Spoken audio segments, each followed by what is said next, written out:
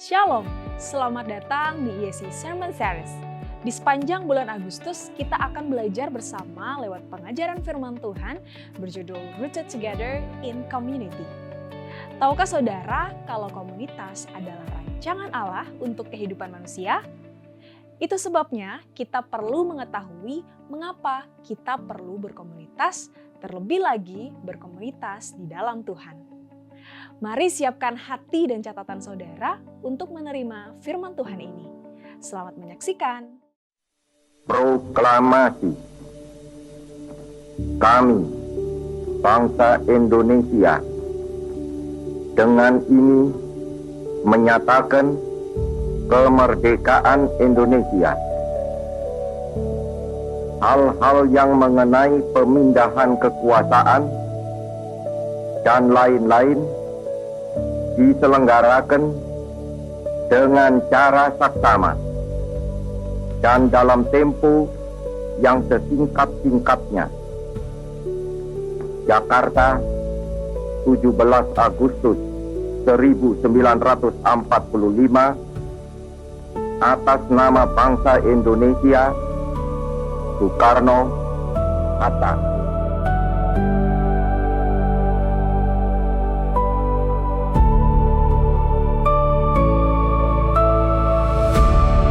"81 tahun lalu, dua kalimat mengubah segalanya.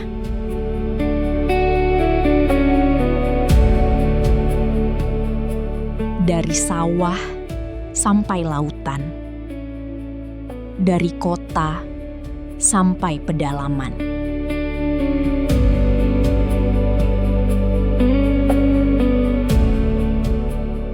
Kita bertahan bukan karena kita kuat,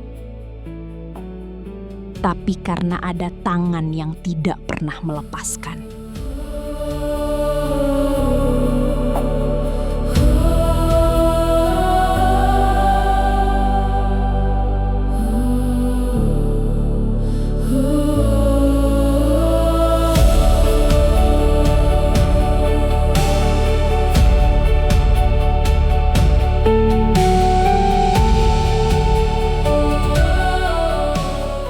"81 tahun,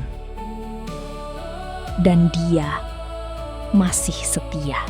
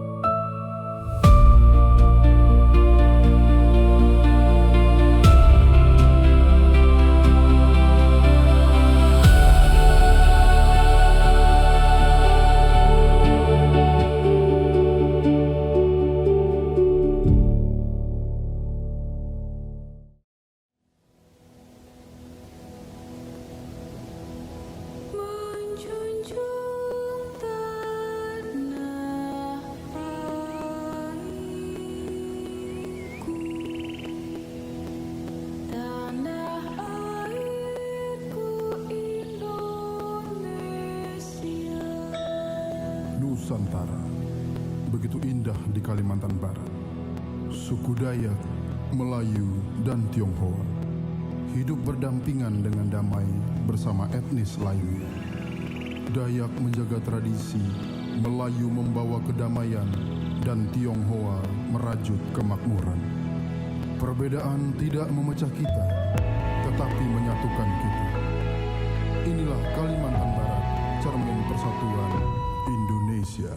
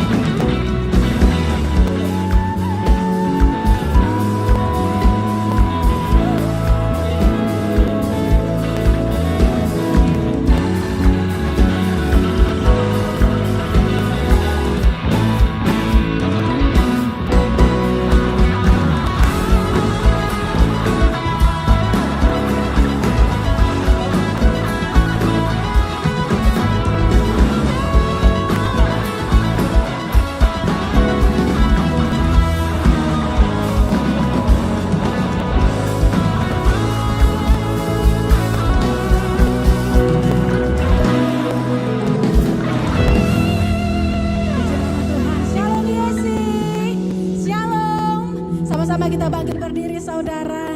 Coba sama-sama kita suarakan merdeka. Haleluya, mari sama-sama kita datang kepada Tuhan. Berikan tepuk tangan yang meriah bagi Tuhan Yesus kita. Biarlah setiap suku bangsa datang menyembah Tuhan Yesus. Mari menari bagi Tuhan Yesus kita saudara.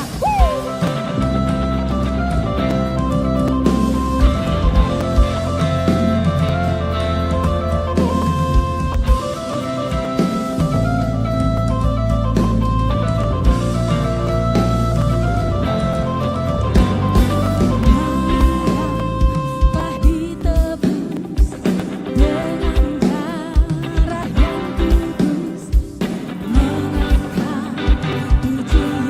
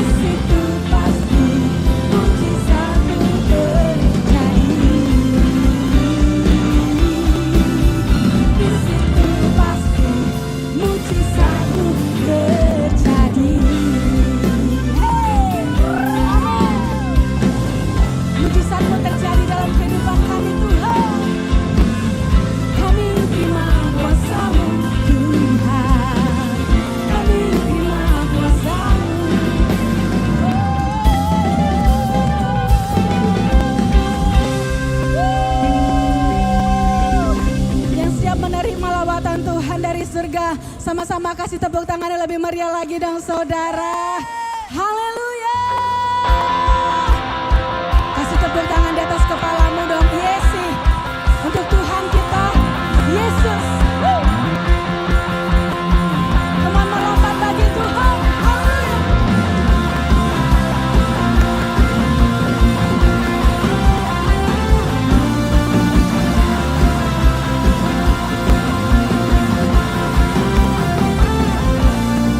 Bebas terlepas, kuasa maut telah terhempas. Nama Yesus nyanyikan menang. Nama Yesus jawaban. Langkah takkan berhenti, berlari sampai akhir. Serukan tinggi namanya, serukan ajaib namanya. Roh Kudus membakar setiap kami. Naikkan pujian mujizat terjadi. Mengalir kuasa-Mu, nyalakan apimu.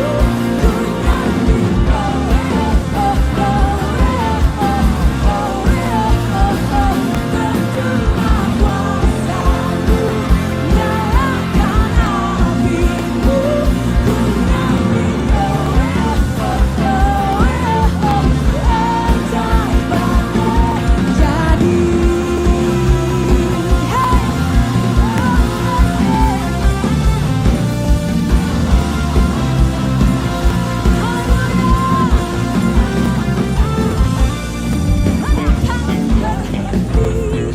Berlari sampai akhir, serukan tinggi namanya, serukan ajaib namanya. Roh Kudus membakar setiap kami. Naikkan pujian mujizat terjadi. Kemondong Yesi melompat. Mengalir kuasa-Mu, ku nyanyi,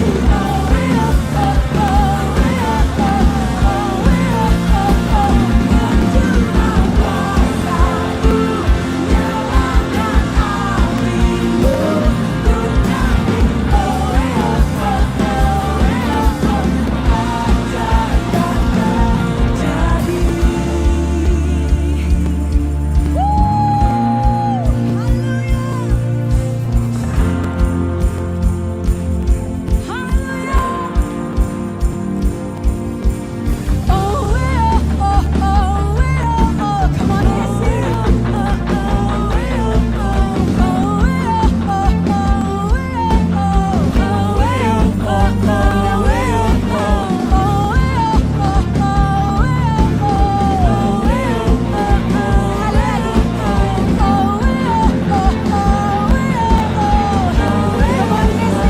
Melompat bagi Tuhan.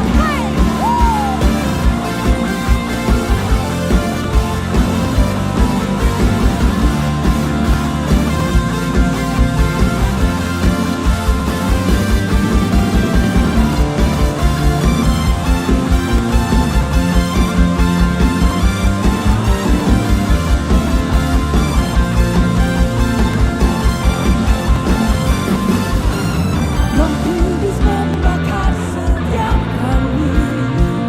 Mari naikkan pujian bagi Dia. Naikkan pujian mujizat terjadi.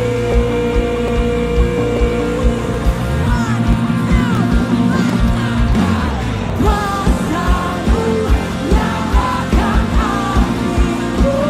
Ku nyanyi,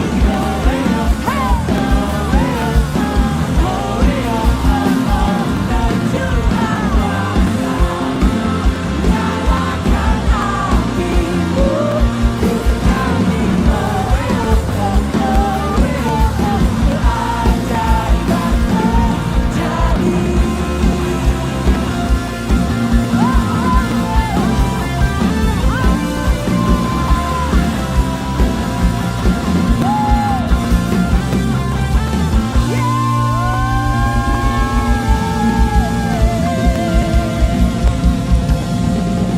Tuhan yang melawat umatnya, amin saudara. siap juga melepaskan apinya dari surga dan menjamah setiap kita. Haleluya. Silakan duduk kembali Bapak Ibu Saudara. Sama-sama kita datang lebih dalam lagi menyembah Tuhan. Kami menghampiri tahta kasih karunia-Mu Tuhan Yesus. Terima kasih untuk setiap kemenangan, bahkan penembusan yang Kau berikan kepada kami ya Bapa. Sangat terhormat kami Tuhan Yesus. Engkau Raja rela turun ya Bapa ke dunia ini Tuhan Yesus. Untuk membawa kami kembali, menebus kami Tuhan Yesus. Kami datang kepadamu Tuhan. Kami tinggikan Engkau ya Bapa. Di dalam nama Yesus. Haleluya, haleluya.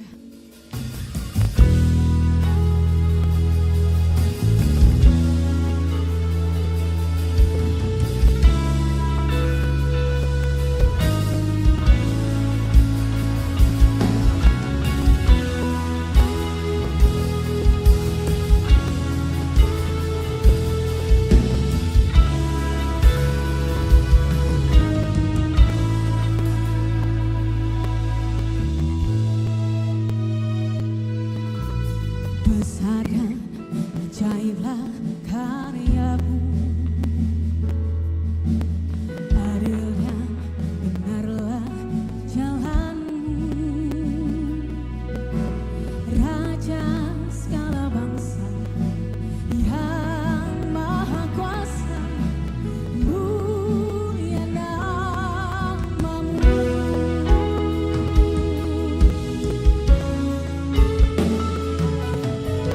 Besar dan ajaiblah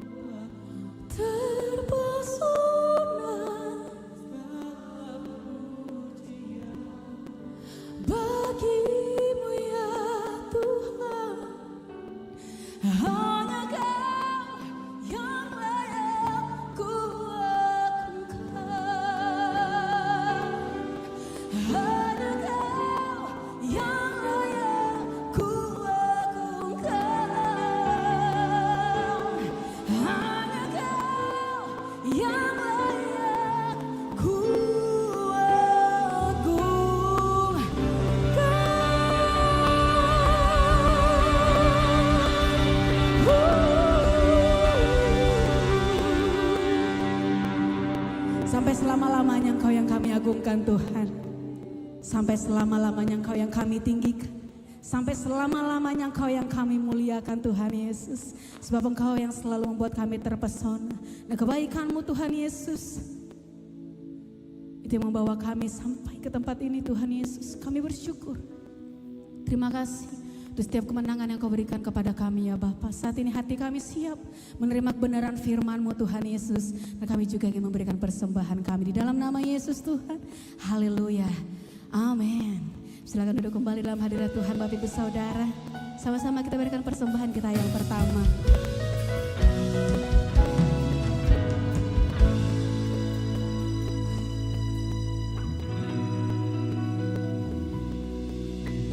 Yesuslah Tuhan yang layak ditinggikan, layak disembah oleh suku-suku bangsa.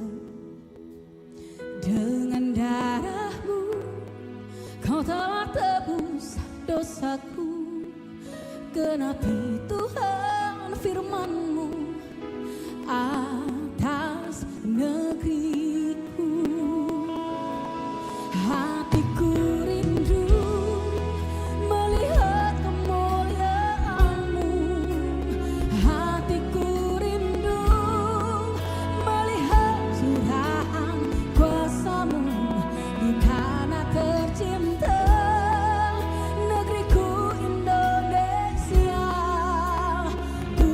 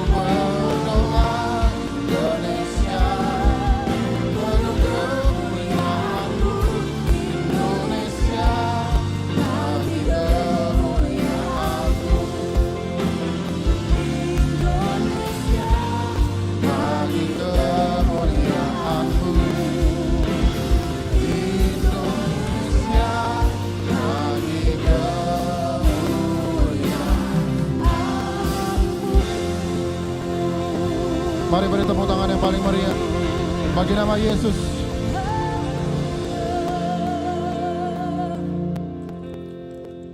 Kami sangat bersyukur Bapa di surga atas segala apa yang telah Engkau lakukan atas kehidupan kami dan bagi bangsa ini. Kami bersyukur dan kami begitu menghormati Engkau yang hadir di tengah-tengah kami. Kami telah naikkan pujian penyembahan kami. Kami percaya setiap pujian penyembahan kami, tangan kami yang kami angkat, itu jadi sebuah dupa yang harum di hadapan Tuhan. Jadi penyembahan yang kudus, yang hidup, dan yang berkenan kepada Tuhan. Kami bersyukur Tuhan, karena kami percaya Engkau hadir di tengah-tengah kami. Kami mau menghormati kehadiran-Mu. Kami mau dengar firman dengan cara yang terhormat.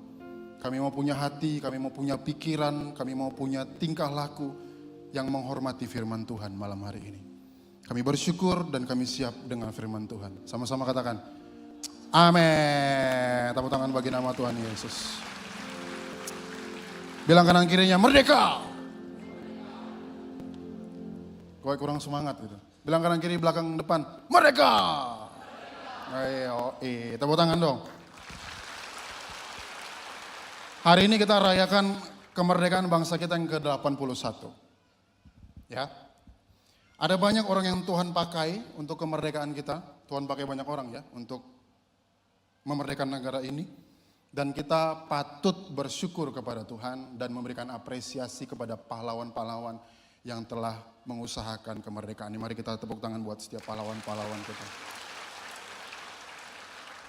Tapi yang terpenting Bapak Ibu Saudara, teman-teman, kalau saat ini, malam hari ini, kita bisa sama-sama berkumpul menjadi satu, sebagai keluarga Allah, sebagai tubuh Kristus, kita boleh angkat tangan, kita boleh sembah Tuhan bersama-sama.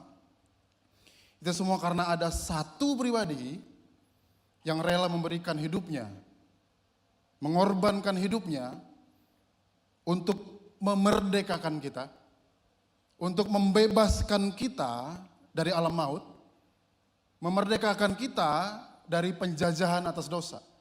Dan namanya adalah Yesus Kristus. Tepuk tangan bagi nama Yesus. Silakan duduk Bapak Ibu Saudara.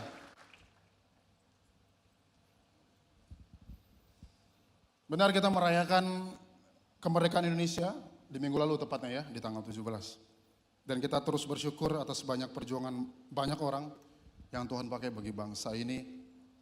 Dan apa yang sudah Tuhan kerjakan buat bangsa ini yang begitu banyak. Tapi kalau kita ngomong, ini jangan naif ya. Banyak, akhir-akhir ini banyak hal yang terjadi di negara kita. Mungkin kebijakan-kebijakan atau bencana alam yang terjadi di bangsa kita. Asap di kota kita, di Kalimantan, banyak titik api. Dan itu adalah hal yang perlu diperhatikan. Firman Tuhan katakan dalam Yeremia 29 ayat 7, berdoalah untuk kota kepada Tuhan. Di mana kita ditempatkan oleh Tuhan, kita harus berdoa untuk kota itu. Karena apa? Firman Tuhan katakan, karena kesejahteraan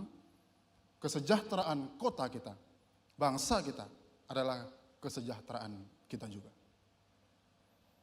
Banyak hal yang bisa kita lakukan untuk membuat bangsa ini lebih makmur, bangsa ini lebih baik. Tapi yang paling atas, yang top adalah menyerahkan bangsa ini, menyerahkan kota ini kepada Tuhan. Dan kita berdoa bagi bangsa ini agar terus sejahtera. Amin. Jadi mari terus berdoa bagi bangsa kita. Nah, kalau kita perhatikan juga kemerdekaan Indonesia itu tidak pernah menjadi hasil perjuangan dari satu orang. Tadi sudah dibahas. Perjuangan dari banyak orang, banyak daerah, banyak pengorbanan, dan banyak orang yang mengambil bagian. Banyak yang melakukan itu. Bahkan dalam suasana 17-an, Bapak Ibu Saudara, teman-teman, mungkin yang masih ada yang ikut lomba, di kompleknya atau di rumahnya masih ada yang ikut lomba. Pasti ada semangat kemerdekaan itu di dalam perlombaan. Salah satunya yang paling terkenal apa? Panjat Pinang yang paling banyak gitu ya. Kita sering dengar gitu, Panjat Pinang. Nah kalau kita lihat Panjat Pinang, biasanya mata kita tertuju cuma kepada satu orang. Siapa coba? Yang di atas. Kita cuma fokus sama yang di atas. Bang, dikit lagi. Bang, motor NMAX sebentar lagi. Oh berat juga tuh, bisa di atas. Udah mau naik, ayo yang di atas, Kita fokus lihat dia. Padahal sebenarnya kita tahu. Mungkin kita anggap dia, oh hebat banget dia bisa sampai atas. Jago banget dia manjat. Karena itu kan ada oli gitu ya mungkin ya, atau minyak gitu yang licin-licin. Dia hebat, dia bisa ambil hadiahnya. Tapi sebenarnya kita tahu, dia nggak mungkin sampai di sana kalau dia sendirian. Nggak mungkin. Ada orang di bawah. Ada yang nopang. Ada yang jadi pijakan, dipijak-pijak. Ada yang satu dulu, lalu diinjak lagi, lalu naik lagi. Makanya strateginya biasanya yang paling kecil itu yang di atas. Itu strateginya. Karena ada yang diinjak, ada orang lain yang membantu dia sampai ke atas. Mungkin ada orang yang nggak pernah sampai ke atas. Tapi kita tahu kalau tanpa orang ini, tanpa orang-orang yang nggak naik ke atas ini orang satu di atas nggak bisa naik. Kalau nggak ada orang-orang yang di bawah ini. Menarik gitu. Di bulan ini kita merayakan kemerdekaan, tapi justru kita melihat bahwa banyak kemenangan itu bisa dicapai ketika bersama-sama. Ketika bersama-sama. Tapi di dalam kehidupan kita, Bapak Ibu Saudara, kadang kita salah memahami apa arti dari bersama-sama. Atau kita malah fokus kepada apa itu kuat dan mandiri. Lalu kita muncul di pikiran kita, aku bisa sendirian. Melakukan apapun, aku bisa sendirian. Aku gak butuh siapa-siapa. Masalahku biar aku selesaikan sendiri. Muncul itu di pikiran kita. Bahkan di pikiran kita, di dalam kehidupan rohani kita pikir gini, yang penting aku udah punya Tuhan, cukup. Aku bisa baca Alkitab sendiri di kamar, aku bisa saat teduh sendirian di kamar, aku bisa berdoa sendiri di kamar, udah cukup. Kenapa aku harus punya komunitas? Yang kita pelajari di bulan ini. Kenapa aku harus punya komunitas? Kan Tuhan udah cukup. Nah sebenarnya pertanyaan itu sangat penting. Waktu itu muncul di kepala kita, itu sangat penting harus dijawab. Kalau kita sudah punya Tuhan, slide berikutnya. Why do we need a community? Kalau kita udah sama Tuhan, udah punya Tuhan, kenapa kita masih perlu komunitas? Karena ternyata Tuhan memanggil kita secara pribadi. Oke, benar. Tapi Tuhan tidak pernah merancang kita untuk jalani seluruh kehidupan Kristen kita sendirian. Tidak dirancang seperti itu. Saat berikutnya, minggu lalu kita udah belajar bahwa why do we need community? Kenapa kita perlu komunitas? Karena kita diciptakan untuk berkomunitas. Kita udah belajar di minggu lalu. Dalam Kejadian pasal 1, dalam penciptaan. Setiap Allah menciptakan sesuatu, Allah menciptakan terang, menciptakan laut, menciptakan tumbuhan, hewan, binatang. Allah selalu bilang, ini baik. Ini baik. Sampai manusia sangat baik. Semuanya udah baik-baik, manusia sangat baik. Jadi Allah tidak pernah kecewa sama ciptaannya. Allah nggak pernah salah ciptakan. Dari awal sudah dirancang manusia bahwa diciptakan dengan sangat baik. Itu firman Tuhan. Tapi di Kejadian 2 ayat 18, tiba-tiba Allah ngomong sesuatu yang berbeda. Slide berikutnya. Tuhan Allah berfirman, tidak baik kalau manusia itu seorang diri saja. Baik, sangat baik, tiba-tiba tidak baik. Kenapa ada tidak baik? Sekali lagi bukan manusia salah diciptakan. Bukan karena Allah dari awal salah nih. Kayaknya ada yang kurang. Gak seperti itu. Bukan juga karena Adam berdosa, manusia berdosa, lalu tidak baik. Bukan, ini terjadi sebelum jatuh dalam dosa. Tidak baik di sini artinya ada sesuatu yang belum genap dalam rancangan Allah sejak semula. Ada yang belum genap. Apa rancangannya? Rancangannya adalah Adam harus ada penolong yang sepadan. Itu firman setelahnya. Adam harus punya penolong yang sepadan. Itulah rancangan yang harus digenapi. Makanya Allah bilang tidak baik. Karena ada rancangan selanjutnya. Supaya nggak salah tangkap soal sepadan. Jadi Allah udah ciptakan segala jenis binatang. Benar ya, baru ciptakan manusia. Waktu Allah katakan ini, berarti ciptaan lain tidak sepadan dengan Adam. Karena tidak baik dia seorang diri, dia harus punya yang sepadan. Berarti binatang-binatang itu tidak sepadan sama manusia. Tentu. Itulah bukti bahwa saat itu Adam sendirian. Tidak ada manusia lain yang serupa dan segambar dengan Allah yang menemani Adam. Hanya Adam sendiri. Maka Allah ciptakan penolong yang sepadan, bukan binatang. Nah, secara spesifik Bapak Ibu Saudara teman-teman, ayat ini memang berbicara tentang pernikahan. Secara spesifik, memang soal pernikahan. Tentang pasangan. Bukan teman nongkrong ini, pasangan. Tapi ada prinsip di baliknya yang lebih dalam. Ada prinsip yang lebih dalam di dalamnya, yaitu bukan sekedar semua orang harus menikah. Karena firman ini soal pernikahan, soal pasangan. Bukan itu. Memang pernikahan adalah rancangan Allah. Dan itu hal yang baik. Tapi prinsipnya adalah Allah merancang manusia sebagai makhluk yang tidak didesain untuk berdiri sendiri. Jadi kita semua tidak didesain untuk berdiri sendiri. Ini bukan kelemahan. Ini bukan kelemahan kita, tetapi ini desain. Sejak semula Allah sudah desain kita tidak sendirian. Jadi kalau kita udah punya Tuhan, kenapa kita harus punya komunitas? Yang pertama, karena kita diciptakan memang untuk berkomunitas.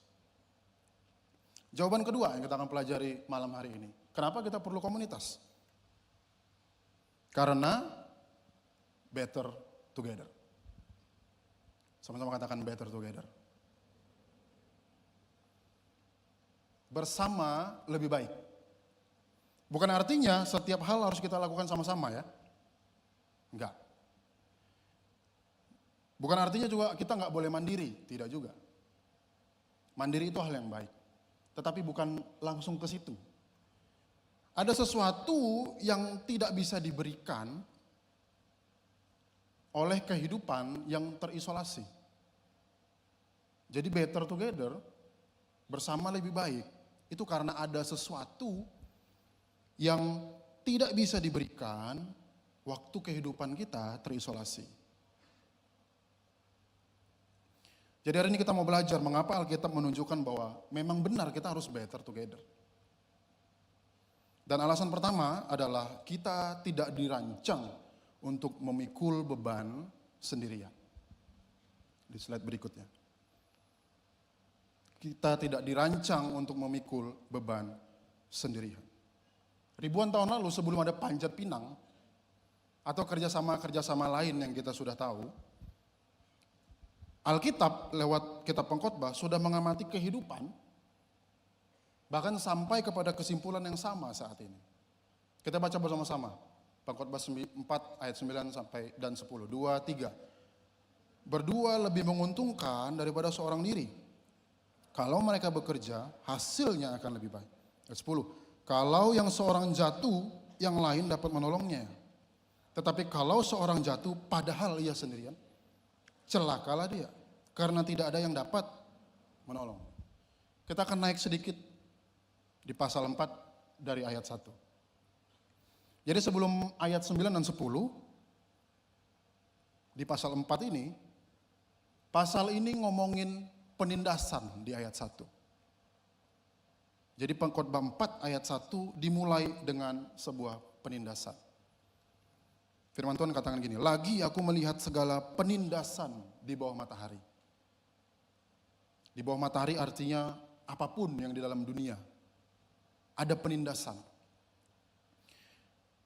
Lalu di ayat 4, pasal 4 ayat 4, ada persaingan dan iri hati. Jadi ada banyak orang yang bekerja keras, berjerih lelah, mencari sesuatu karena iri hati. Bukan karena keperluan, karena iri hati. Karena ingin melebihi pencapaian orang lain. Makanya dia kerja keras. Di ayat 4. Dan orang-orang ini ingin melakukan pembuktian. Jadi ada orang kerja, mencari harta yang banyak, mungkin biar bisa liburan, biar bisa difoto, supaya di hatinya, tidak salah ya kita posting liburan, tapi di hatinya adalah orang harus tahu bahwa aku liburan tidak hanya ke Riam. Aku nggak ke Sanggaoledo, aku nggak ke Tayan, tapi aku ke Kucing gitu. Saya tahunya cuma itu, mohon maaf. Jadi ada orang yang melakukan seperti itu. Nah sebelum ayat 9 dan 10, tentang berdua lebih baik daripada seorang diri, di ayat 7 dan 8, firman Tuhan lagi tunjukkan satu orang yang sendirian. Ada satu orang yang sendirian. Dia kerja terus menerus, mengumpulkan semakin banyak harta, tapi tidak pernah puas. Dan dia memutuskan untuk sendirian. Di dalam konteks aslinya, ada banyak orang di situ, tapi dia memutuskan untuk sendirian. Tidak punya keluarga, tidak punya siapapun. Dan hatinya tidak pernah puas dengan apa yang dia capai. Jadi ayat 9, bukan tiba-tiba muncul, lebih baik kamu berdua, bukan. Di atasnya ada hal-hal yang seperti itu. Terdengar familiar apa yang ditulis oleh kitab Pengkhotbah. Ada penindasan, ada iri hati, ada haus validasi, ada haus pembuktian, ada kehidupan individualisme, tidak peduli sama orang lain, yang penting hidup saya sendiri. Lalu ada ketidakpuasan tentang apa yang kita punya. Familiar sekali. Itulah kehidupan kita di zaman ini. Rasanya hidup ngejar terus. Rasanya apa yang kita capai kok nggak cukup. Kok punya motor kayaknya nggak cukup. Kok punya handphone ini kayaknya nggak cukup. Itu terjadi sama kita. Ada di hati kita dan saya lihat banyak yang ngangguk. Itu terjadi. Saya juga pernah mengalami itu. Rasanya tidak pernah cukup. Waktu orang sedikit merendahkan, langsung aku akan buktikan aku bisa. Emangnya kenapa kalau nggak bisa? Kalau nggak bisa sampai ke situ, Tuhan pasti mampukan, tapi bukan pembuktian diri kita. Bukan pembuktian diri kita, itu bukti bahwa Kristus lah yang menyertai kita. Kalau kita bisa melakukan sesuatu. Bukan tentang kita hebat. Jadi waktu Alkitab bilang, berdua lebih menguntungkan daripada seorang diri, ini bukan kalimat motivasi. Kamu mendingan berdua deh. Bukan. Karena itu adalah respon terhadap dunia yang penuh kesulitan. Yang sekarang juga kita alami. Itu respon terhadap dunia yang begitu kacau. Keadaan dunia yang begitu bikin kita exhausted. Bikin kita capek. Itu responnya, berdua itu lebih baik. Firman Tuhan bilang gitu. Menurut ayat ini, kenapa berdua lebih baik daripada seorang diri? Kalau mereka bekerja, hasilnya akan lebih baik. Kalau dalam terjemahan baru dikatakan upah. Kalau berdua upahnya lebih baik. Jadi kalau kita tarik sedikit konteksnya, upah di sini adalah keuntungan yang diperoleh dari kerja bersama. Jadi berdua bersama-sama bekerja, upahnya lebih baik. Double gitu. Kenapa bisa lebih berhasil? Karena ada pembagian tugas. Karena ada kelemahan yang saling ditutupi. Aku bisa ini, kamu nggak bisa itu, oke. Kita sama-sama bekerja. Ada kemampuan untuk menanggung resiko bersama-sama. Jadi zaman itu kalau gagal panen misalnya. Kalau satu gagal panen, satu bisa backup. Kalau satu mungkin kehabisan modal, satu masih ada modal. Jadi firman Tuhan sedang mengajak kita mengamati sebuah realita dalam kehidupan, bahwa dua orang yang bekerja secara bersama-sama akan menghasilkan sesuatu yang lebih baik daripada bekerja hanya satu orang. Itu apa yang kita amati. Firman Tuhan ajak kita mengamati hal ini. Tetapi prinsip hikmat ini sejalan dengan apa yang sangat jelas dikatakan dalam perjanjian baru. Dalam Galatia 6 ayat 2. Bahwa Tuhan tidak merancang kehidupan iman sebagai perjalanan yang individualis. Jadi kalau kita sudah kenal siapa itu Yesus, kita sudah terima Yesus, kita tidak dirancang untuk menghidupi kekristenan ini secara individualis. Galatia 6 ayat 2. Bertolong-tolonglah menanggung bebanmu, demikianlah kamu memenuhi hukum Kristus. Jadi bertolong-tolong itu bukan dari pelajaran PKN. PKN ajaran kita, gotong royong, tolong menolong. Itu budaya sosial. Tapi firman Tuhan bilang itu hukum Kristus. Hal yang baik itu dari hukum Kristus. Kristus yang meminta kita untuk bertolong-tolong menanggung beban. Jadi Tuhan tidak merancang pertumbuhan iman kita terjadi waktu kita terisolasi. Kesendirian kita, kehidupan rohani kita sendirian aja. Tuhan tidak rancang seperti itu. Iman akan bertumbuh dengan sehat ketika dijalani bersama saudara seiman yang saling menolong. Saya sering mengalami ini. Jadi kita ada DC, kita semua sering dengar, setiap minggu kita dengar, komunitas pemuridan di gereja ini, Disciples Community atau DC. Saya seorang disciple maker. Disciple maker adalah pemimpin dari DC atau gembalanya gitu. Bukan artinya saya hanya menerima cerita dari teman-teman saya di DC. Jadi di DC itu tidak seperti ibadah seperti ini. Kita sudah belajar itu beberapa minggu lalu. Di DC kita lebih banyak cerita, kita lebih banyak membahas firman Tuhan, apa yang harus kita lakukan dalam firman Tuhan, apa yang tidak bisa kita lakukan, mana yang perlu dikuatkan. Kita sharing di situ. Jadi bukan artinya saya hanya menerima sharing dari teman-teman, tapi saya juga sharing kepada mereka. Dan seringkali iman saya dikuatkan ketika mereka kasih nasihat. Ketika teman-teman ini kasih firman Tuhan kepada saya. Dan itu sangat berharga bagi saya. Sangat berharga bagi saya pribadi, komunitas ini. Dan saya bisa berjalan di track iman saya dengan baik. Karena ada saudara-saudara, karena ada keluarga yang mengingatkan saya. Jadi kalau ada yang belum join DC, let's go, join DC.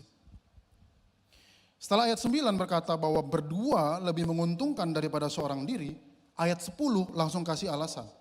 Kalau yang seorang jatuh, yang lain dapat nolong. Jadi kenapa berdua lebih baik? Karena kalau jatuh, yang lain bisa tolong. Tapi kalau seorang jatuh padahal dia sendirian, celakalah dia.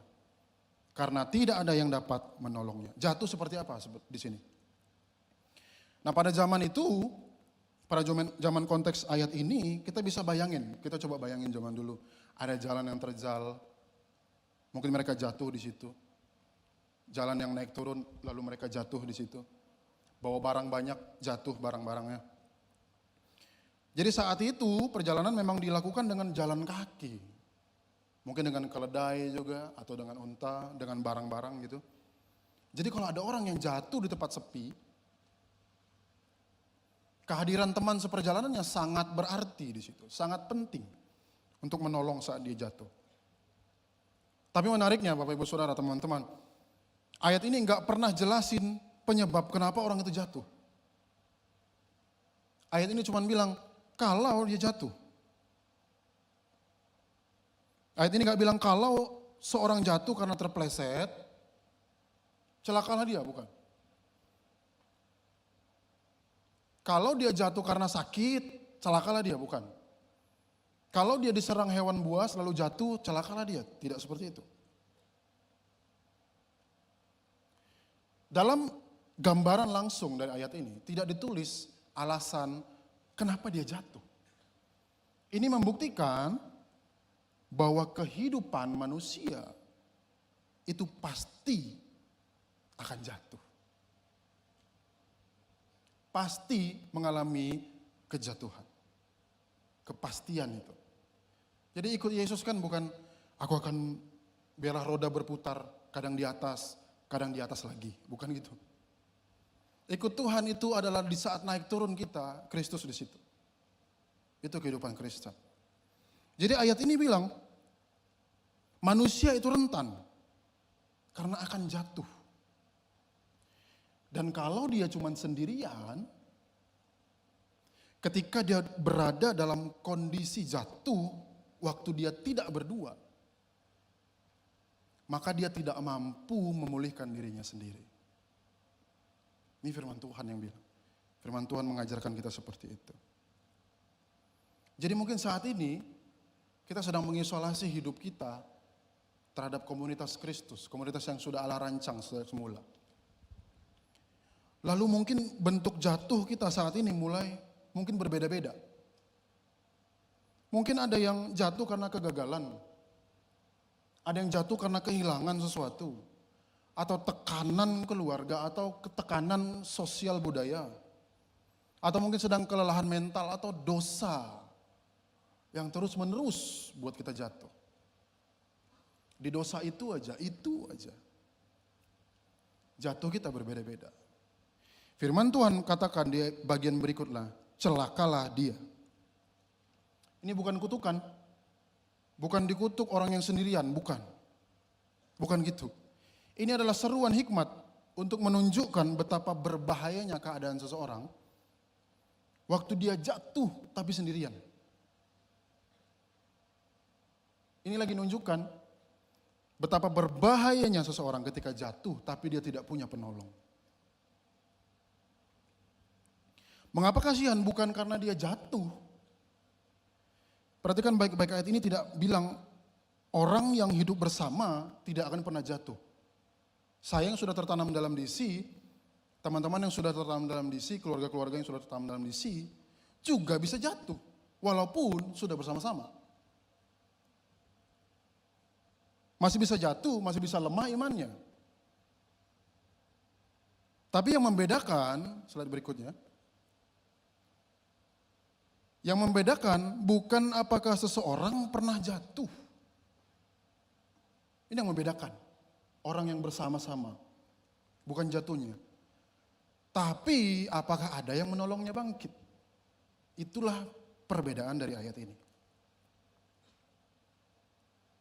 Jadi tidak ada yang mengulurkan tangan. Tidak ada yang angkat dia. Tidak ada yang menolong dia berdiri kembali. Kalau dia sendirian. Nah disinilah kita dapat hikmat, dapat pelajaran dari firman Tuhan. Bahwa budaya kita sering mengajarkan kedewasaan itu berarti bisa menghadapi semuanya sendirian. Kamu harus kuat, jangan ngerepotin orang. Simpan aja pergumulanmu. Benar, boleh. Kita harus mandiri. Kita nggak boleh repotin orang. Tapi firman Tuhan sedang tunjukkan arah yang berbeda. Bahwa dalam setiap keadaan kita harus bersama dengan orang lain. Slide berikutnya. Jadi setiap orang memang memiliki tanggung jawab pribadi, harus bertanggung jawab sama diri kita sendiri. Itu hal yang benar. Kita tidak boleh serahkan tanggung jawab kita kepada orang lain, lalu bergantung banget sama orang, tidak juga. Tapi terkadang ada beban yang terlalu berat untuk kita tanggung sendiri. Berat, nggak bisa kita tanggung sendiri. Jadi Alkitab ngajarin kita bahwa tidak semua beban harus dipikul sendirian. Ada saat-saat ketika kekuatan kita tidak lagi cukup untuk membawa itu. Nah, pada saat itulah Tuhan seringkali pakai komunitas pemuridan, komunitas orang percaya. Tuhan pakai komunitas ini sebagai alat anugerahnya, anugerah Tuhan untuk mengangkat kita kembali. Jadi komunitas pemuridan, komunitas orang percaya itu bukan punya teman dan itu enak, bukan. Bukan hanya di situ, memang punya teman sih akhirnya. Banyak punya teman. Firman Tuhan lagi tunjukkan bahwa manusia memang lebih rentan kalau hidupnya terisolasi. Menjauh dari kumpulan orang-orang percaya, menyendiri. Dan ketika kita membaca prinsip ini dengan terang perjanjian baru, kita melihat sesuatu yang lebih besar. Next. Bahwa Tuhan membentuk gereja sebagai tubuh yang saling menopang. Jadi ini bukan akal-akalan. Ini adalah tubuh Kristus yang saling menopang. 1 Korintus 12 ayat 12. Bapak Ibu Saudara boleh bacakan. 2, 3.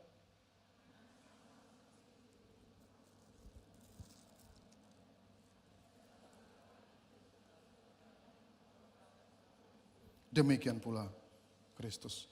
Jadi Allah tidak panggil kita hanya untuk berkumpul di tempat ini. Hanya untuk hari Minggu saatnya sembahyang. Hari Minggu waktunya gereja. Tidak hanya untuk melakukan hal itu. Tuhan panggil kita untuk kita saling menanggung beban. Saling menguatkan, saling membantu bangkit. Dan pada saat yang sama ayat ini mengajarkan kita tentang kerendahan hati. Kadang kita begitu ingin terlihat kuat, sampai kita nggak mau ditolong sama orang lain. Kita menjauhi komunitas Tuhan, komunitas orang percaya. Jangan ganggu urusan aku nggak perlu pertolongan. Padahal waktu kita mengakui bahwa kita membutuhkan tubuh Kristus, orang-orang percaya lainnya, itu bukan tanda kelemahan, Bapak Ibu Saudara, teman-teman. Itu adalah tanda bahwa kita percaya bahwa Tuhan akan menolong kita. Membawa kita jadi pribadi yang semakin serupa dengan Kristus bersama komunitas orang-orang percaya. Itulah gambaran komunitas orang percaya yang Allah kehendaki. Inilah yang disciples community lakukan. Inilah yang DC lakukan. Bukan sekedar kumpul, tapi saling menopang, saling memulihkan, saling menguatkan, agar tetap berjalan bersama Tuhan. Next, karena ada saat kekuatan sendiri cukup untuk bertahan aja. Dan pada akhirnya kita kelelahan. Ada saat kekuatan sendiri cukup untuk bertahan, tapi tidak pernah cukup untuk bangkit sendirian. Karena itu kita butuh komunitas. Nah, kalau tadi pengkhotbah ajarkan bahwa ada beban yang terlalu berat untuk dipikul sendirian, Alkitab memberikan alasan kedua kenapa bersama itu lebih baik. Bukan hanya hidup ini berat dari apa yang ditulis oleh pengkhotbah. Bukan karena ya memang berat jadi kita harus bersama-sama. Bukan hanya itu. Tapi karena kita lanjut terbatas dalam melihat diri sendiri. Slide berikutnya. Kita terbatas dalam melihat diri sendiri. Kalau kita berpapasan dengan truk yang besar atau kendaraan yang besar, biasanya di beberapa bagian kendaraan besar itu ditulis, hati-hati ini blind spot. Benar? Titik buta. Biasanya yang depan banget, karena mobilnya tinggi, bisa lihat gambarnya. Mungkin di belakang, di samping yang tidak kelihatan ada blind spot. Ditulis di kendaraan yang besar itu. Menariknya peringatan itu kenapa dikasih sama kita? Kenapa dikasih sama pengendara lain? Kau nggak suruh pengemudinya hati-hati aja. Pengemudi hati-hati ya, nanti nabrak orang. Tidak seperti itu. Karena di beberapa titik kendaraan besar ini ada area, ada sudut yang tidak bisa dilihat oleh pengendara. Dia mau hati-hati kayak apapun, sebanyak apapun spionnya, dia tidak bisa lihat area itu. Ternyata blind spot atau titik buta itu bukan hanya di kendaraan yang besar. Ternyata titik buta juga ada di dalam kehidupan kita. Jadi titik buta atau blind spot dalam kehidupan kita bukan sekedar kelemahan yang belum kita sadari. Bukan sekedar kita nggak tahu kelemahan kita lalu itu jadi blind spot, bukan. Blind spot adalah bagian dari sikap kita, dari pola pikir kita, dari karakter kita, motivasi atau kebiasaan kita yang sulit kita lihat dan sulit kita nilai secara akurat. Garis bawahi kata tidak akurat. Jadi ada banyak hal dari dalam kita yang tidak bisa kita nilai dengan akurat. Kita tahu itu ada, tapi tidak bisa kita nilai dengan akurat. Yesus menunjukkan kecenderungannya. Slide berikutnya. Jadi kita tidak bisa selalu mampu melihat diri kita dengan akurat. Yesus kasih contoh. Mengapa engkau melihat selumbar di mata saudaramu, sedangkan balok di dalam matamu tidak engkau ketahui? Jadi selumbar itu cuman sehelai kecil. Itu ada di mata saudara.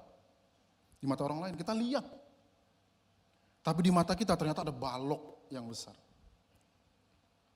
Lucu, kita sering cepat nilai orang salah, tapi lama banget tahu kalau kita sedang salah. Makanya kalau kita disuruh minta maaf, ya maaf kalau aku salah. Kalau lagi, udah tahu salah masih pakai kalau. Yang pacaran masih tahu itu. Ya maaflah kalau aku salah. Kalau lagi, udah salah, ngapain kalau? Kalau ada orang marah emosian, benar orang tuh parah. Parah. Lalu waktu kita emosian, orang tegur. Orangnya lagi capek. Kau masih mending, aku hari-hari capek. Aku lagi capek, hargailah aku. Kalau aku marah-marah wajar. Kalau ada teman kita telat masuk kampus, telat kerja, gak disiplin. Bilang orang, gak disiplin, ya ampun. Ibadah kok datang jam 8:30, udah doa berkat. Gak disiplin.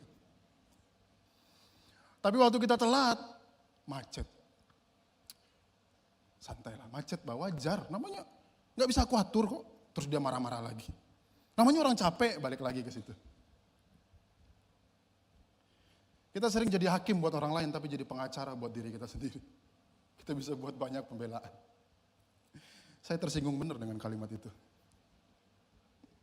Mungkin ada yang tersinggung juga. Kita harus bertobat. Karena itu, ini hal negatif.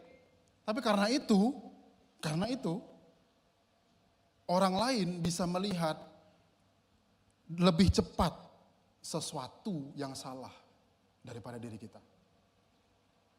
Kita bisa melihat yang salah lebih cepat dari seseorang, daripada orang itu sendiri.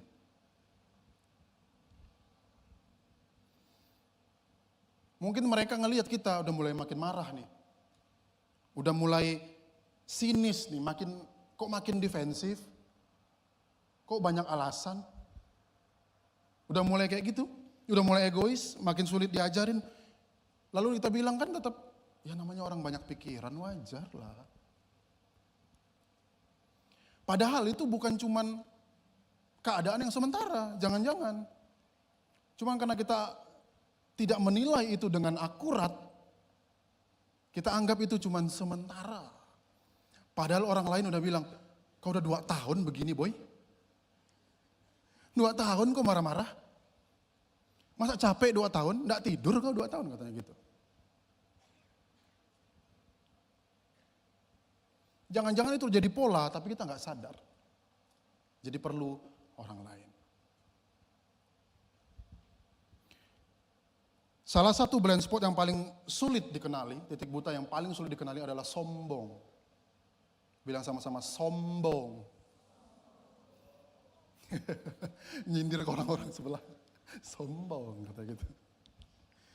Nah itu orang sombong tuh, nyalain orang. Enggak gitu ya. Enggak ada orang sombong yang bangun pagi bilang, kayaknya aku mau sombong deh hari ini.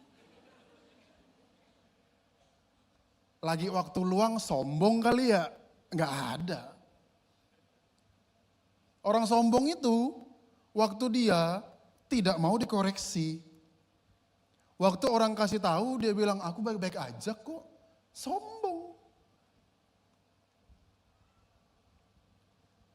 Jadi kalau kita mungkin susah dengar koreksi orang, waktu orang koreksi kita lalu kita bilang, aku baik-baik aja kok. Jangan-jangan ada titik buta yang tidak kita nilai dengan akurat. Ini jangan-jangan loh ya. Jangan serang saya pulang ini. Slide berikutnya. Jadi keterbatasan manusia bukan hanya keterbatasan tenaga. Kita terbatas soal tenaga. Tapi juga terbatas dalam melihat dan menilai diri kita sendiri. Lalu pertanyaannya, kalau penilaian saya terhadap diri saya bisa salah, apa yang akurat? Kalau orang lain juga begitu? Yang akurat penilaiannya adalah firman Tuhan. Hanya itu.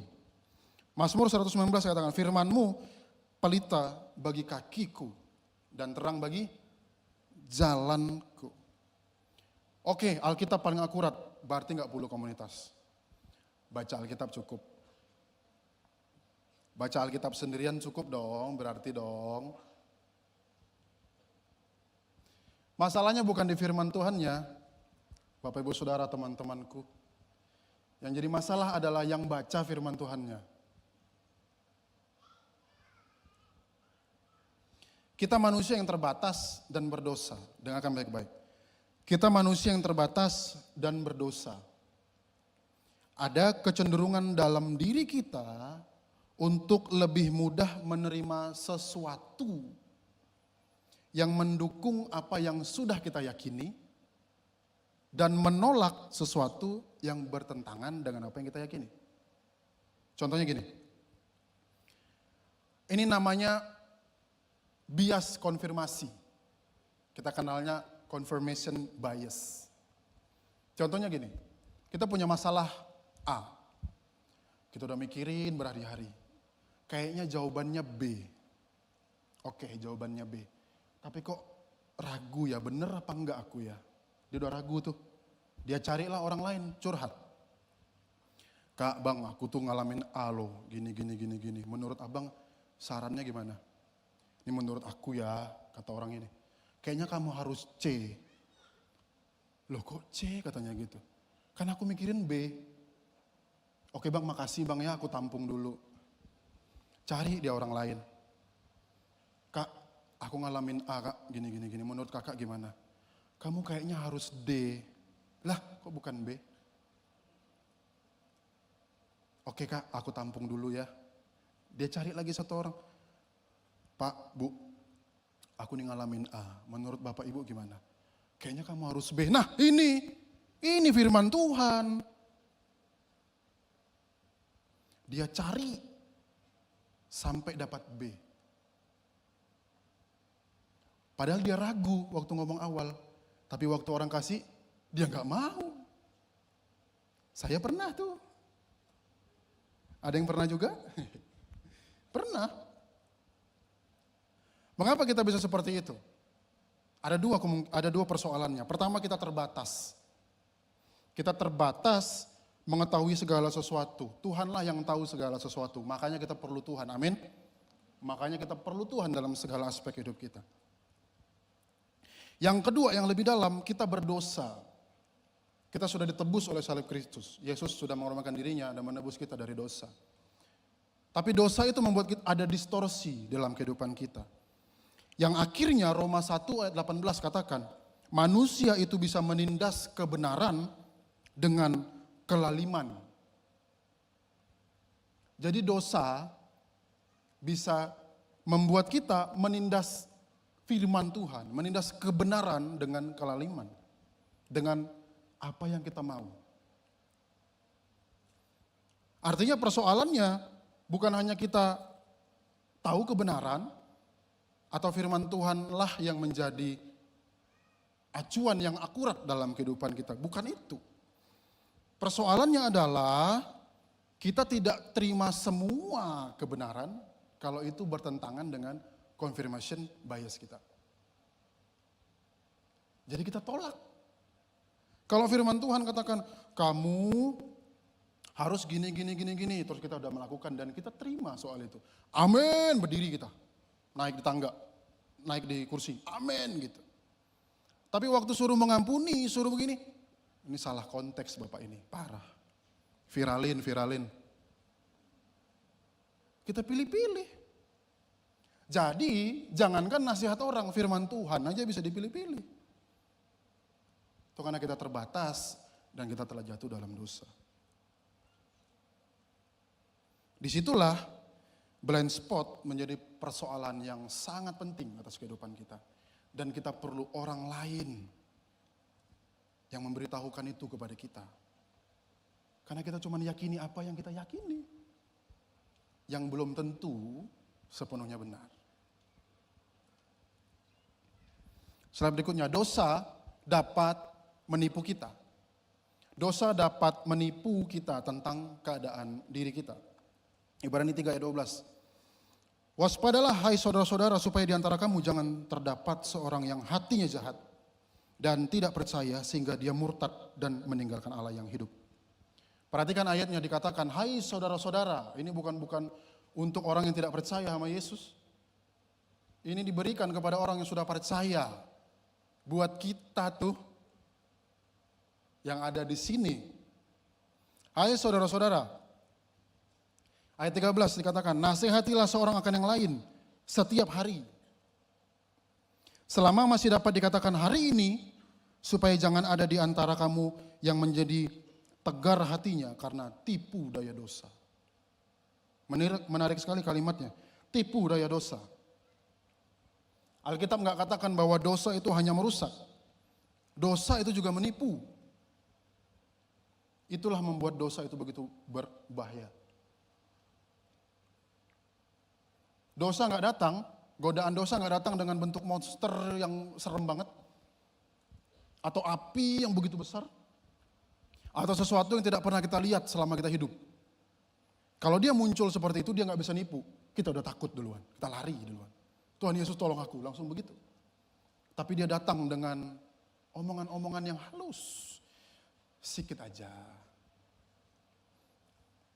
santai aja, nggak apa-apa. Semua orang juga gitu. Masih bisa kamu dekat sama Tuhan, masih ada waktu. Ini baru jam berapa? Jam 12, jam 3 kamu tobat.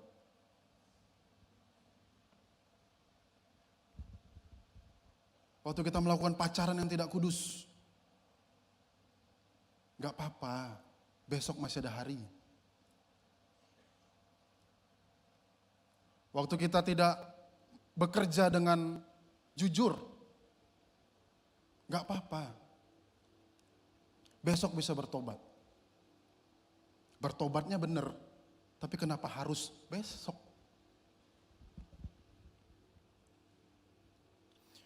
Kita gak sadar sampai tiba-tiba hati kita udah keras. Doa kita udah gak ada rasanya, kita udah gak ngerti berdoa. Kita udah gak tertarik sama firman Tuhan. Hal dulu yang buat gelisah, sekarang udah enggak. Tidak kudus sudah tidak lagi buat deg-degan.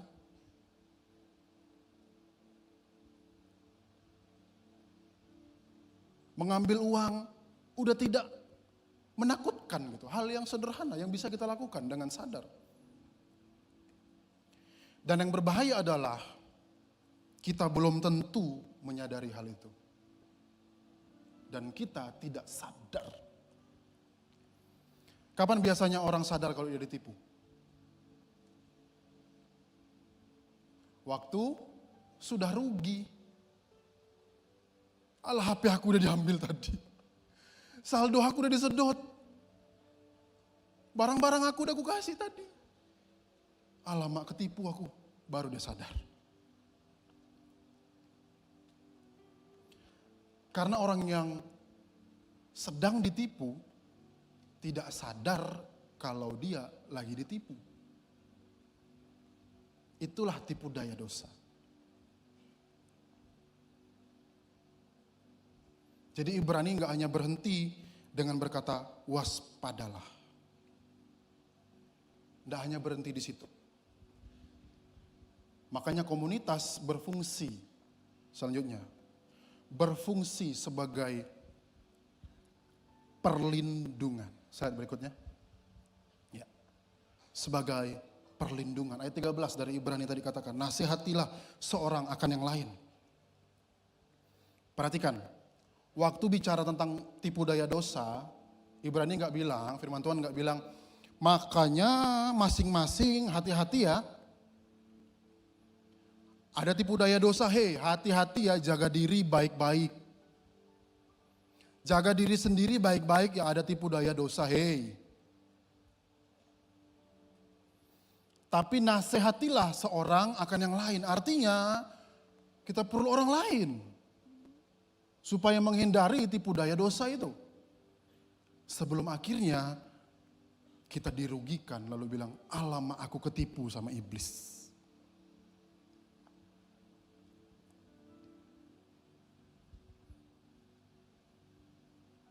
Kenapa butuh nasihat dari orang lain? Karena ada sesuatu dalam diri kita yang mungkin orang lain tahu, tapi kita nggak tahu. Dan ada sesuatu dari dalam diri orang lain yang dia tidak tahu, tapi kita tahu. Kita nggak sadar, tapi dia sadar. Dia nggak sadar, kita sadar. Makanya kita perlu saling menasehati. Jangan dibiarin. Nah, kata nasihati itu dipakai dengan kata para kaleo. Ini bukan sekedar menegur, bukan menegur doang, tapi berbicara tentang menasihati, menguatkan, menghibur, mengingatkan, bahkan mendesak. Kau tuh udah jauh dari Tuhan. Desak, didesak untuk balik lagi ke trek. Kau lagi maraton nih, lagi di treknya Yesus, kok lari? Didesak.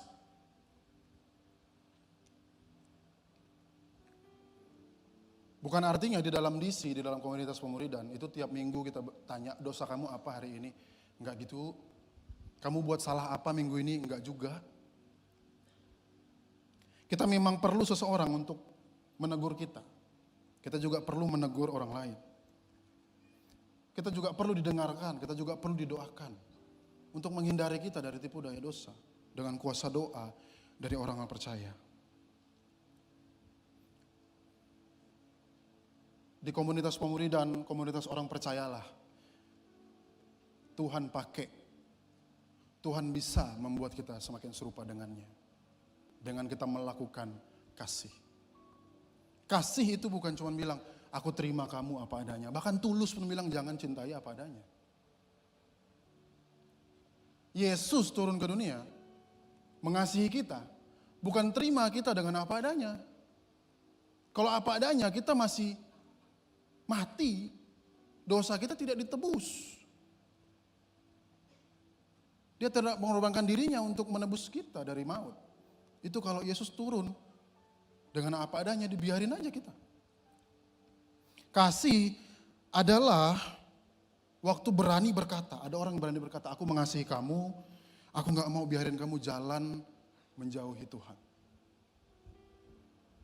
That's love.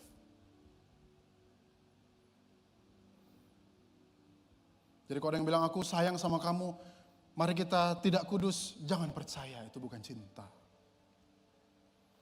Aku sayang sama kamu, kita harus hidup dengan banyak uang, mari kita berkorupsi ria. Itu bukan cinta. Cinta yang sejati adalah membawa kita dekat kepada Kristus.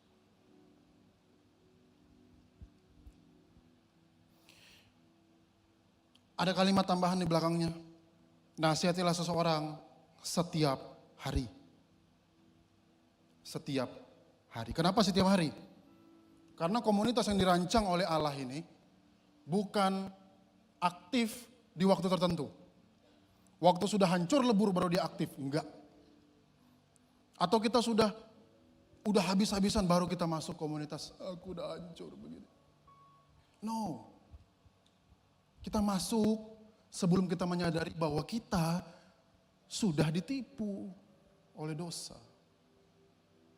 Itulah yang membawa kita semakin serupa dengan Kristus.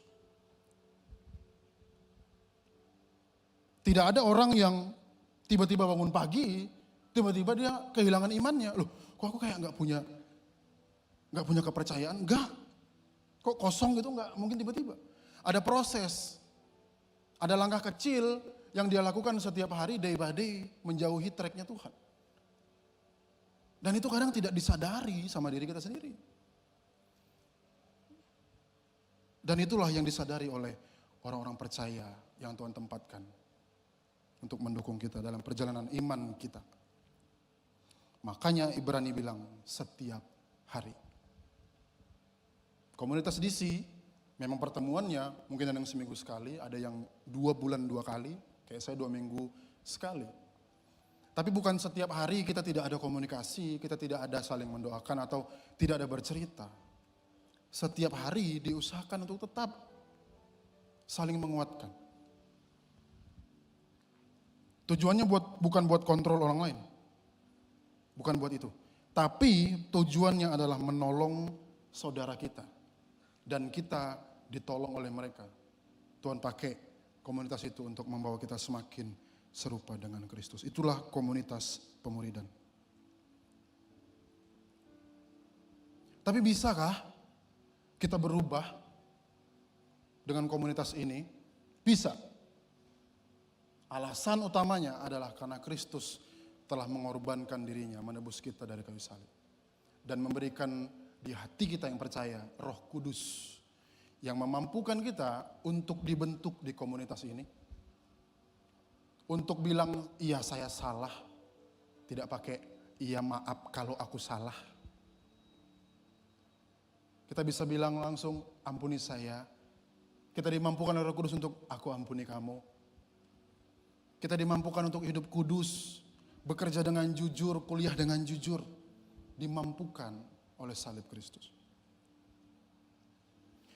Jadi kalau kita pengkhotbah, kita belajar bahwa ada beban yang terlalu berat untuk kita pikul sendiri, maka di Ibrani ngajarin kita ada blind spot rohani, ada kebutaan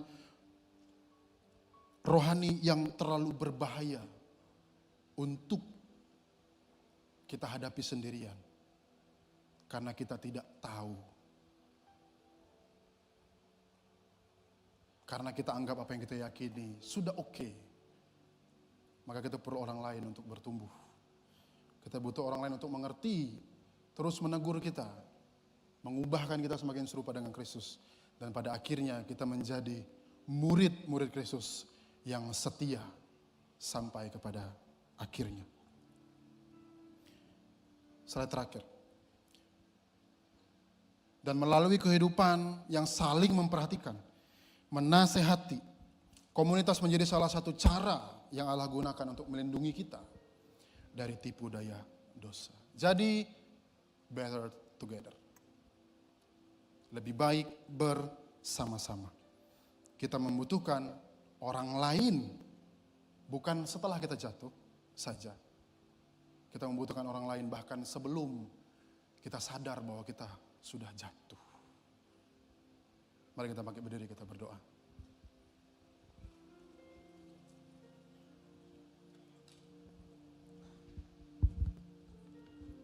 Mari kita sama-sama berdoa kepada Tuhan. Menjadi murid atau memuridkan orang lain itu adalah amanat agung. Pergilah jadikanlah semua bangsa murid. Saat kita melakukan membuat orang menjadi murid, itu adalah amanat agung. Tapi jangan lupa, waktu kita jadi murid Kristus, itu juga amanat agung. Jadi mari kita berdoa kepada Tuhan sebelum kita sampaikan kasih Tuhan kepada banyak orang. Sebelum kita melakukan amanat agung kemana tempat Tuhan tempatkan kita nanti. Mari kita berdoa untuk kita terus jadi satu. Sebagai tubuh Kristus yang memuliakan Tuhan mulai dari hari ini. Jadikan kami satu seperti kerinduanmu, agar dunia tahu bukti nyata dari kasih-Mu. Sebelum kami pergi memberitakan kasih-Mu. Mulailah dari kami lebih dulu, jadikan kami satu. Mari katakan sekali lagi, jadikan kami. Mari angkat kedua tanganmu, mari kita serahkan hidup kita kepada Tuhan.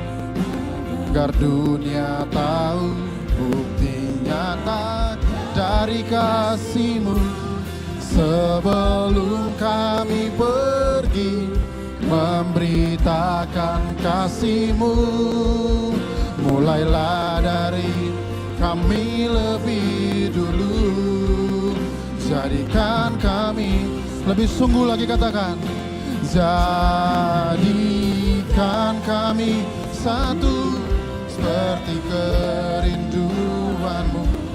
Urapilah kami Tuhan. Mari Roh Kudus bekerja di setiap hati anak-anak-Mu. Sebelum kami sebarkan kasih Tuhan, mari mulai dari kami. Mari satukan kami, agar kami bisa beritakan kasih Tuhan kepada banyak orang. Dulu jadikan kami satu. Mari angkat kedua tangan kita mau berdoa. Kami percaya bahwa berkomunitas dengan orang percaya adalah rancangan dari Allah. Dan kami tahu saat ini bahwa ketika kami sendirian menjauhi komunitas orang percaya, kami tidak bisa berjalan setia kepada Tuhan. Kami bisa saja tertipu oleh dosa. Maka dari itu Roh Kudus, teguhkanlah hati kami untuk kami tertanam di dalam komunitas pemuridan. Kami ingin mengasihi-Mu. Kami ingin setia kepadamu. Itulah kerinduan kami. Maka dari itu Roh Kudus, teruslah bekerja atas kehidupan kami semua. Kehidupan anak-anak-Mu di tempat ini. Bekerjalah. Ajarkan kami hal-hal yang belum pernah kami dengar. Buat kami mengerti firman Tuhan lebih dalam lagi. Agar kami mengerti rancangan-Mu adalah rancangan yang sempurna atas kehidupan kami. Kami serahkan hidup kami. Kami serahkan setiap pergumulan kami kepada Tuhan. Kesulitan-kesulitan kami kepada Tuhan. Dan kami mau memulai mengasihi saudara-saudara kami. Dan kami mau menerima untuk dikasihi oleh saudara-saudara kami di dalam komunitas. Dan kami mau tertanam. Terima kasih Bapa di surga, kami sangat diberkati oleh firman-Mu. Kami percaya bahwa ini menguatkan dan membuat kami semakin serupa dengan Kristus. Kami kembalikan segala hormat, pujian, kemuliaan hanya bagi nama Tuhan Yesus Kristus. Penuhlah rasa syukur kami karena Bapa begitu mengasihi kami. Di dalam nama Tuhan Yesus kita diberkati Tuhan, sama-sama katakan amin.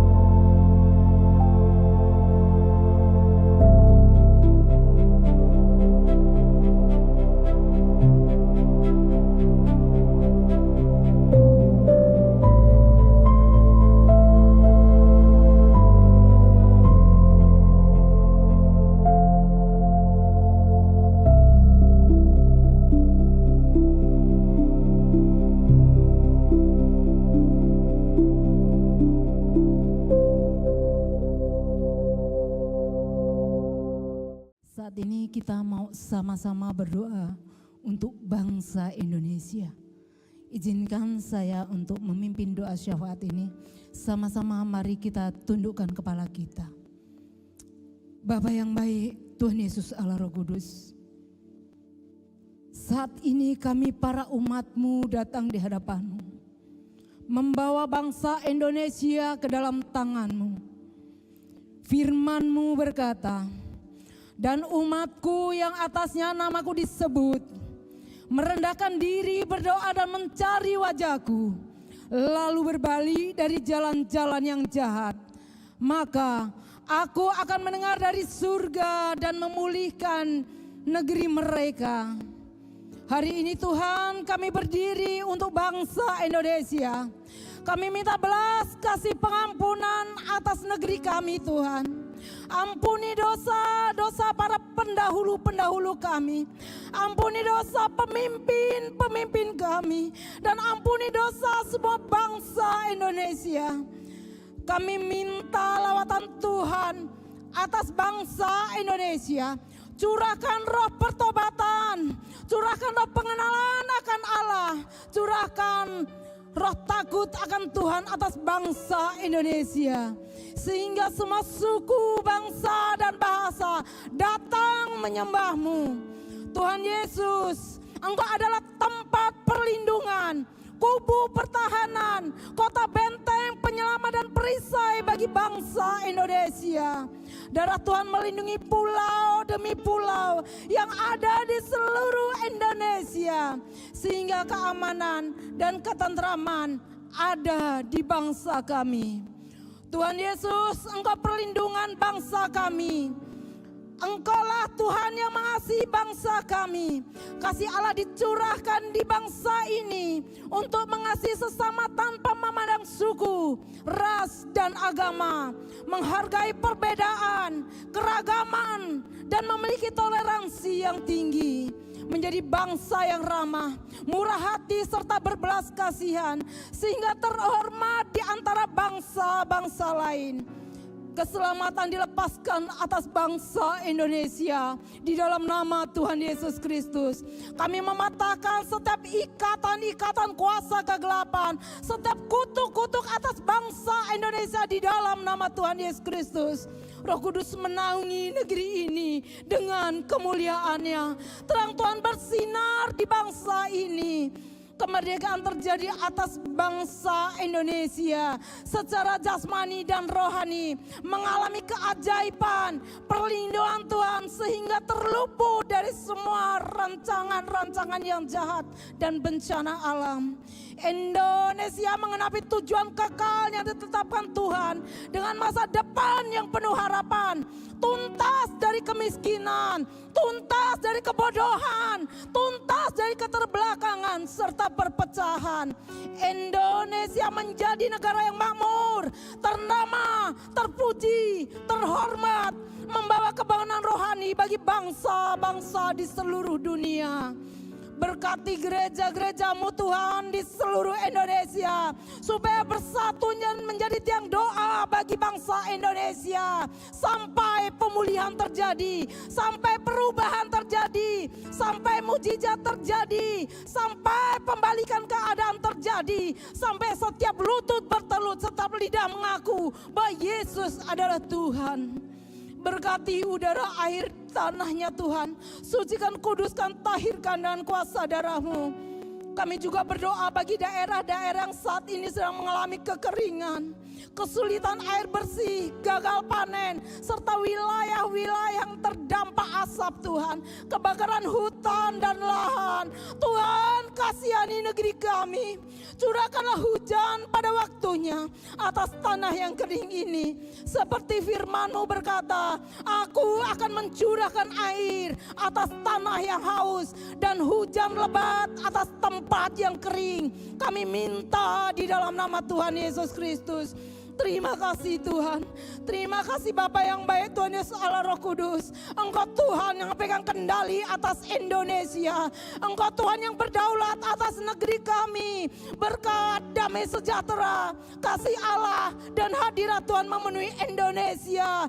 Indonesia maju, Indonesia jaya, Indonesia makmur, Indonesia damai, Indonesia bagi kemuliaan Tuhan. Terima kasih Bapa yang baik, Tuhan Yesus Allah Roh Kudus. Segala hormat, pujian, kemuliaan hanya bagimu. Hanya di dalam nama Tuhan Yesus kami berdoa dan mengucap syukur. Sama-sama katakan amin. Terima kasih sudah mengikuti seri pengajaran Rooted Together in Community. Tuhan menciptakan kita untuk saling terhubung dan kami percaya bahwa pertumbuhan rohani yang sehat tidak mungkin terjadi dalam kesendirian. Kita semua butuh komunitas. Karena itu, jika saudara saat ini belum memiliki komunitas rohani, mari bergabung bersama kami dalam ibadah onsite dan bertumbuh bersama di komunitas pemuridan kami, yaitu Disciples Community atau DC. Mari menjadi bagian dari DC dan silakan kunjungi website myesc.id atau hubungi nomor DC hotline yang tertera di layar.